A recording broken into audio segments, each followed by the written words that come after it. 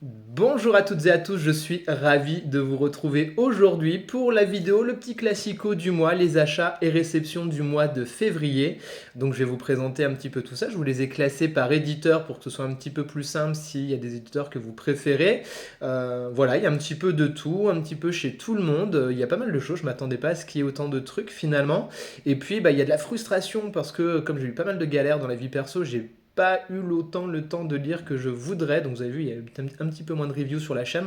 Donc voilà, en mars, je pense que je vais un petit peu calmer les achats. Je vais prendre trois quatre trucs, hein. J'ai vu le Lazarus Tome 2, par exemple. Je pense que je vais aller sur deux trois titres comme ça, mais je vais pas aller sur des gros achats non plus, je pense. Bref, on commence tout de suite chez Panini Comics. On commence avec Height by Leon Genies. Vous avez déjà la review qui est sur la chaîne. Je vous invite à aller la découvrir. Je vais vous montrer un petit peu l'intérieur des pages pour vous montrer un petit peu deux, trois trucs. On en a parlé également dans Comics Co, l'émission, vous savez, si vous regardez le long format que je fais avec les copains, je vous invite à découvrir l'émission, à me faire vos retours également. Voilà, si vous aimez le concept, si vous aimez l'idée, voilà, je suis curieux d'avoir tous vos retours, parce que ça aura lieu une fois par mois. Je tiens également à remercier toutes les personnes qui achètent sur Pampling en utilisant le code. C'est grâce à vous que j'ai pu lire ce titre, et puis vous le présentez, vous le chroniquez. Donc un grand merci pour ça, parce que vraiment c'est une super pépite. Je vous invite vraiment à découvrir ce titre, c'était vraiment une belle, belle, belle découverte. J'ai trouvé sur Vinted du Old Man Hawkeye, ça fait longtemps que c'était dans ma wishlist. J'ai vu que ça existe en Deluxe, j'arrivais pas à le trouver à un tarif qui m'intéressait. Et puis j'ai trouvé ce tome 1 et 2 de disponible sur Vinted en occasion. Alors je me suis dit tiens pourquoi pas, parce que moi j'aime bien le personnage d'Hawkeye et j'avais envie de découvrir un petit peu cet univers là, hein, un petit peu voilà, un petit peu bien barré, qui a l'air sympa comme tout. Ça fait longtemps que j'avais envie de découvrir ces titres là. Et voilà, je me suis lancé. Dites-moi en commentaire si vous les connaissez, vous, ceux-là, parce que j'ai pas vu beaucoup de reviews dessus. Alors je sais que c'est un petit peu ancien, hein, c'est moi qui suis à la bourre surtout, et vous savez que je suis pas le plus gros connaisseur non plus de l'univers Marvel.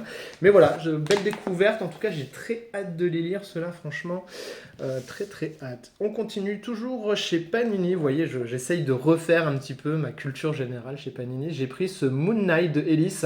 Je l'ai acheté en neuf en librairie au retour d'Avignon. Enfin, j'étais sur Avignon, je revenais de Disney, il me restait des thunes, parce que j'avais fait une petite cagnotte pour Disney, comme j'ai rien acheté de fou. Eh bien, je me suis dit, allez, dépensons le reste de cette cagnotte dans un titre qui me fait de l'œil. Donc voilà, Moon Knight, ça a l'air sympa, j'aime bien le personnage aussi. Ce que j'avais lu le précédent Deluxe, j'avais kiffé, j'avais passé un très bon moment dessus. Je me suis dit, j'espère que ça va être d'un aussi haut niveau. Et a priori, selon certains comme que j'ai eu de la part de copains sur Insta, ils m'ont dit tu vas te régaler. Donc j'ai hâte de lire ça aussi. Je pense qu'il faudra que je pose des vacances en vrai. On continue chez les copains de chez Delirium. Alors je me suis pris Panorama, pareil, qui était dans ma wishlist depuis longtemps, de l'auteur donc Michel Fif, donc auteur indé hyper puissant. Je l'ai trouvé en occasion également, il était dans ma wishlist depuis belle lurette aussi celui-ci. Donc très cool, j'ai hâte de découvrir, c'est du récit indé d'horreur. Voilà, ça va être une grosse expérience de lecture, donc ça je préfère être armé psychologiquement avant de m'y lancer, parce qu'on sait toujours que quand on est chez Delirium déjà, il faut s'accrocher, il faut être en bonne phase, et surtout quand on a un auteur qui est bien puissant comme ça, il faut être dans les bons moods. Pareil, trouvé en occasion, d'ailleurs je tiens à remercier les personnes sur Vinted qui regardent la chaîne, en fait, parce que souvent quand j'achète des trucs, je dis si vous voulez qu'on échange sur les comics, j'ai une chaîne YouTube et tout, et la plupart des gens me disent en fait je te suis déjà, c'est cool. Donc merci à vous quand vous acceptez les petites négos de tarifs. Voilà, et puis ça fait plaisir de vous retrouver ici pour pouvoir échanger sur notre passion, parce que c'est vraiment le but de la chaîne. Donc ça c'est chez Delirium en neuf, ça vaut une vingtaine d'euros. Je crois que j'ai dû le toucher une dizaine d'euros en occasion si je dis pas de bêtises. On continue chez Delirium, donc ça c'est du service de presse. Laurent a eu la gentillesse de m'envoyer Elric, ça pour parfaire ma connaissance des comics classiques. Ça vaut 27 euros, gros bébé chez eux, toujours un truc balèze. Donc là on est vraiment dans du comics old school. Hâte de découvrir aussi, parce que ça a l'air bien puissant. Pareil, il faut être dans une bonne phase pour se lancer là-dedans. Il faut avoir les chakras bien ouverts. Donc voilà, j'espère que mes petites galères passagères vont passer, parce que vous voyez, il y a des belles lectures, il y a des trucs où il faut être dans des bons moods pour pouvoir se lancer et y aller. A priori, c'est plutôt sympa. Il y a une pièce maîtresse encore voilà, de l'histoire du comics. Donc je suis vraiment curieux de découvrir ce titre. J'ai hâte. Dites-moi s'il y en a certaines d'entre vous qui ont déjà lu, qui connaissent Elric. On passe maintenant chez Delcourt. Delcourt, j'ai pris Extremity. Alors Extremity qui était dans ma wishlist pareil depuis un bail. J'avais failli l'acheter au mois de décembre en librairie. Finalement, j'avais pris Chroma à la place. Après, je me suis dit, merde, j'aurais quand même dû le prendre. J'aurais dû pousser, dépenser les 30 balles. Je l'ai acheté en neuf. Pareil, ça c'est grâce à vous, grâce aux personnes qui achètent sur Pampling. Donc du coup, on est sur du Daniel Warren Johnson. Donc ça va tabasser. Hein. Vous savez que j'ai adoré Do Powerbomb. Et donc j'ai hâte d'entrer dans son univers. Alors je vous dis ça à chaque fois, mais vous voyez, c'est des beaux bébés, donc des fois, il faut du temps quand même pour y aller sur certains titres, surtout que j'ai pas envie de lire comme un bourrin. Hein. Le but, c'est pas non plus de lire vite, le but, c'est de lire plaisir. Hein. Vraiment, ça c'est important dans les lectures, c'est pas de vouloir lire absolument comme un bourrin pour sortir de la review à tout prix. L'idée, c'est vraiment d'être toujours dans le mood plaisir à chaque fois que j'ouvre un bouquin qui est dans ma palle. Donc voilà, Extremity, je pense que ça va tabasser sévère. Dites-moi pareil, hein, si vous l'avez lu, ça m'intéresse de savoir ce que vous en avez pensé. Réception service de presse, Dune chez Delcourt, l'adaptation de l'adaptation, donc l'adaptation du film de Denis Villeneuve. La review va bientôt sortir, je l'ai déjà lu. On en a parlé également dans Comics & Co, hein, c'est le copain Le Kit, JC qui en a parlé. Dune, de toute façon, je reviendrai dessus dans la review. C'est un univers quand même particulier, mais qui est tellement hypnotique. Je reviendrai dessus. Moi, j'avais déjà kiffé à l'époque Dune 2 sur Mega Drive. C'est hypnotique, Dune. Voilà, c'est très très hypnotique. Après, il y a des choses à dire sur ce tome-là, mais on en parlera plus précisément et plus en détail dans la vidéo, parce que vous vous doutez bien qu'adapter déjà un roman en film, c'est compliqué. Radapter une adaptation de 2h40 ou 2h30 dans un petit format comme ça. Voilà, mais on reviendra dessus dans la review, il y a des petites choses à dire, ça va être sympa. Alors, on continue chez Urban Comics cette fois-ci. Ouais, finalement, j'ai qu'un titre, trouvé en occasion, Billionaire Iceland, donc ça va aller... je pense que ça va être assez barré, comme je suis un putain de gauchiste de merde. Je pense que je vais rigoler, je vais rigoler gras. Voilà, j'ai la copine Gail qui m'a dit que ça allait me plaire, donc j'ai pas trop de doutes sur le sujet. Ça c'est cool, j'aimerais vraiment pouvoir le lire ce week-end, tout ça c'est vraiment un petit truc, je pense que ça se lit assez vite, et si c'est comme je l'imagine, bien barré et rapide à lire et assez fun. Donc ça, pareil, c'est sorti il y a quelques temps déjà chez Urban, je sais pas combien ça vaut, j'ai dû le payer aussi une dizaine de balles en occasion. Acheté en neuf, on passe chez Hugging et Munning. Vous connaissez mon gros coup de cœur sur le tome 1 de Grimm, donc j'avais très envie de découvrir la suite. Pareil, on est sur du 18 € hein, chez Hugging et Munning, sur un format assez classique en termes de nombre de pages. Mais j'avais tellement adoré le tome 1 que j'ai vraiment envie de découvrir ce tome 2. Mais bien entendu, vous me connaissez, j'aime bien quand même quand j'ai des livres dans la bibliothèque, ils ne sont pas là juste pour faire beau, hein, ils sont là aussi pour être relus. Donc j'ai hâte de me lire ce tome 2, mais j'ai envie de me relire le tome 1 pour bien me plonger dans l'ambiance. Donc forcément, c'est pas le même temps de lecture, même si ça va se lire assez vite, je suppose. J'ai envie de relire les deux pour bien me mettre dans l'ambiance. Je pense que c'est important pour apprécier et aussi pour pouvoir vous chroniquer ce tome-là après de façon correcte et intelligible. De relire le tome 1 avant, c'est comme erratique. Hein, c'est important de relire le tome 1 pour se remettre les choses en place et vous proposer une chronique qui soit la plus juste possible. On continue là sur de l'occasion. On passe alors... C'est un éditeur sur lequel je vais pas souvent, j'y suis allé une seule fois, c'est Vestron. Alors voilà, j'ai trouvé un petit peu d'occasion chez Vestron, on a un petit peu échangé avec des copains et les copines sur Vestron dans Comics & Co. Pareil, il y a pas mal de choses à dire sur l'éditeur, mais ça pourra faire une vidéo également sur le sujet. Parce que leur titre, moi je sais jamais ce qui sort, comme je l'ai dit dans Comics & Co, je sais jamais quand c'est dispo, et après une fois que c'est plus dispo, c'est la merde parce que ça vaut 20 000 balles sur Vinted, donc c'est saoulant. Bref, j'ai trouvé des trucs à des tarifs corrects, donc on reste chez Michel Fils, vous voyez, j'ai envie de découvrir un peu plus loin l'univers de l'auteur et du G.I. Joe. Je l'ai eu à un tarif aussi assez correct, je crois que ça a dû me coûter 10 ou 12 balles avec les frais de port. Donc voilà, j'avais pas envie de me priver et j'avais envie aussi de parfaire un petit peu et d'étendre ma culture générale sur des titres sur lesquels je serais pas forcément allé, G.I. Joe, et chez un éditeur chez qui je suis pas allé beaucoup encore en neuf. On reconnaît vraiment le style graphique de Michel Fif, là c'est assez dingo. Alors lui, je vais essayer de vous le montrer, mais je vais pas trop vous le montrer, ça s'appelle Alistair et Adolphe. Ça a l'air bien barré. Je le montre rapidement parce que je sais pas si YouTube il va comprendre comme ils ont des algorithmes pétés. Voilà, c'est rien de sale. C'est juste que c'est un récit qui, à mon avis, va se passer dans la magie, un truc bien barré. Dites-moi si vous le connaissiez ce titre-là. Pareil, je l'ai vu à un tarif pas cher du tout.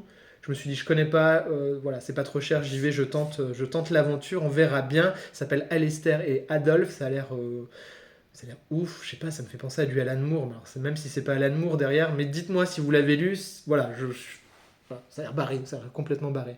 Et j'ai pris également chez Vestron Body Count avec les tortues. La patte graphique a l'air un peu trash, un peu sale comme ça. Et pareil, je l'ai trouvé à un tarif sympa, hein. Quand je dis des tarifs sympas, ça veut dire que c'est dans les 12-13 balles max avec les frais de port, hein. Généralement, j'essaye quand même pour pas exploser totalement mon budget et que mon banquier m'appelle tous les 15 jours de faire des trucs quand même assez simples. Et puis des fois, je revends un petit peu, ce qui fait que, vous le savez, hein, vous avez mon vintage, ceux qui sont intéressés, je revends régulièrement, je fais tourner la bibliothèque. Voilà, donc Body Count avec les tortues, je suis curieux. Je pense que ça va être un bon petit récit popcorn. Voilà. En occasion, toujours sur Vinted, j'ai trouvé ce titre, Abattoir 5. Alors ça, j'avais en tête le film que je n'avais jamais vu. C'est tiré d'un roman de SF. Je suis toujours passé à côté de ce truc-là. C'était dans une des listes Mad Movie, je crois. Donc, en tout cas, bref, ça fait longtemps que je veux découvrir cet univers-là. J'ai trouvé cette BD, alors elle est en moins bon état que ce qui était annoncé. Bon, c'est pas très grave. Et voilà, ça a l'air d'être un truc assez classique de la science-fiction.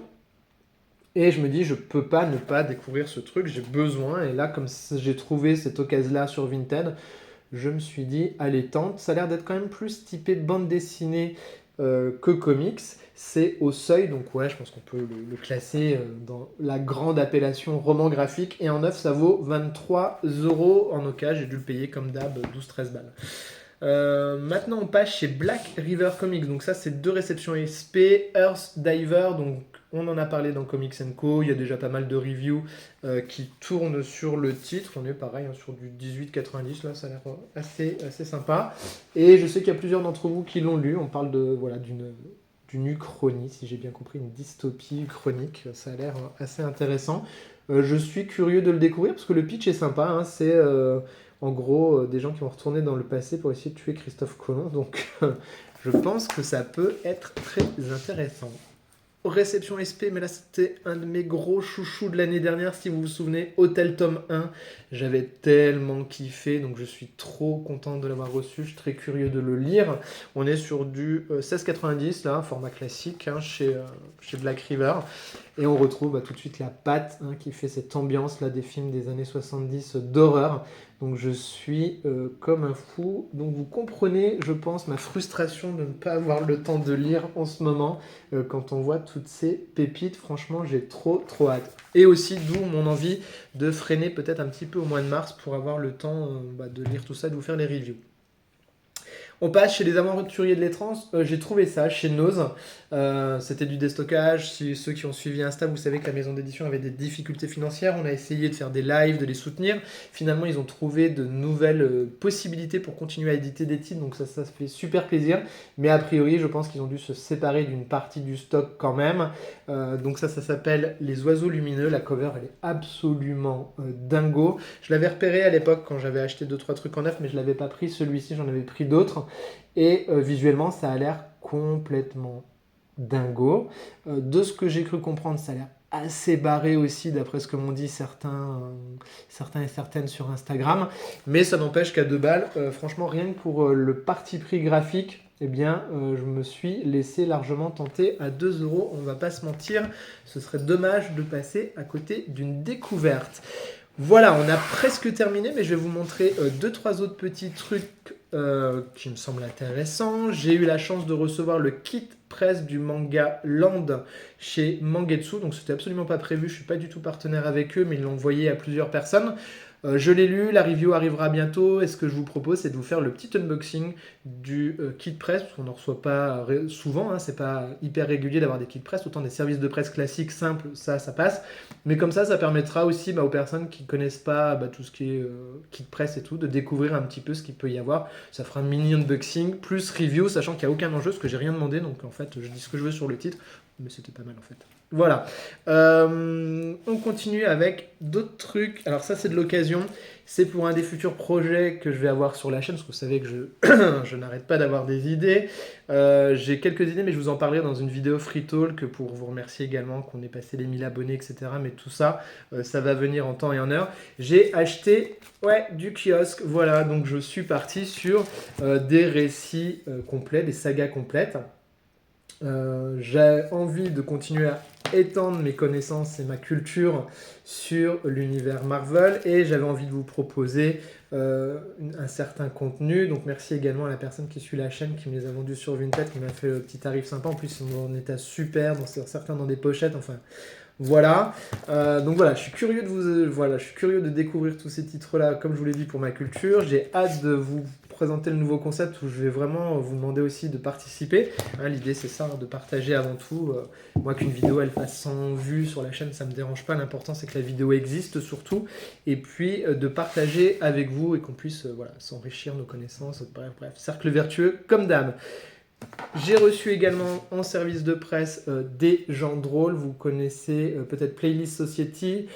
Ils font des essais, des ouvrages sur le cinéma et la culture pop. Là, j'ai reçu ça hier. En fait, ça a l'air sympa. Ils sont une collection où ils font des interviews sur certaines thématiques. Et là, c'est sur l'humour en général. Comment on peut essayer de faire rire les gens. C'est un exercice de style qui est toujours assez difficile de faire rire les gens. Et c'est sous forme d'interview où il y a plusieurs personnes, des gens du Palma Show, des gens qui font du cinéma, des gens qui font des choses sur YouTube.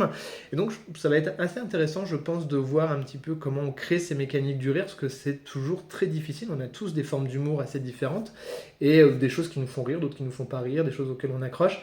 Bref, je suis curieux de découvrir ce petit ouvrage d'interview chez Playlist Society. C'est des gens vraiment qui sont adorables. Et dernier truc, petit truc pop culture, mais si vous avez regardé Comics & Co, je me suis laissé tenter par Mario versus Donkey. Je redécouvre le plaisir de jouer à ma Switch le soir pour me vider la tête. Et du petit puzzle game comme ça, c'était vraiment trop bien. Mario à la cote, Nintendo à la cote. J'ai hâte de voir la Switch 2, ce qu'ils vont nous annoncer. Bref, Mario versus Donkey. Si vous aimez un petit peu les petites platformers casse-tête pour vous vider la tête, vous pouvez foncer. C'est très cool. Voilà, la vidéo est maintenant terminée. Il y avait un petit peu de tout. J'espère que ça vous a plu et que ça va vous plaire. N'hésitez pas à me dire en commentaire si on a des choses en commun, que ce soit des lectures, les jeux, etc. N'hésitez pas. Moi, j'adore échanger et papoter avec vous, même si j'ai un peu de retard, toujours en décalage, parce que j'ai pas les notifs forcément dans les temps de la part de YouTube. Si vous découvrez la chaîne avec cette vidéo, n'hésitez pas à vous abonner pour qu'on puisse papoter ensemble. Et puis, restez connectés parce que j'arrive avec des surprises, dont un nouveau concours qui va arriver pour vous faire gagner une BD d'un pote d'Instagram qui se lance. Vous pouvez retrouver, on avait fait un live avec lui pour les rues de Lyon. Voilà, donc je suis très heureux de pouvoir vous proposer ça très bientôt. Donc restez connectés, plein de choses arrivent, plein de contenu. En tout cas, encore un énorme merci. Prenez bien soin de vous et moi je vous dis à très vite, à très bientôt les amis. Bisous.